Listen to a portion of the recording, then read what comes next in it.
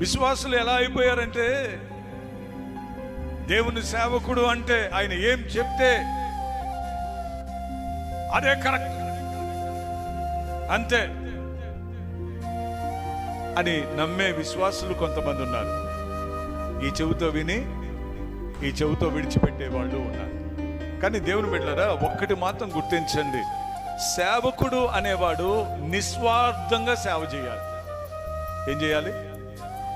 నిస్వార్థంగా. ఏ కానుక కానీ, ఏ డబ్బు కానీ, ఏ పదవులు కానీ, ఏ అధికారాలు కానీ, ఏ మెప్పు కానీ, ఏ హోదాలు కానీ, ఏ ఉద్యోగం కానీ ఆశించకుండా,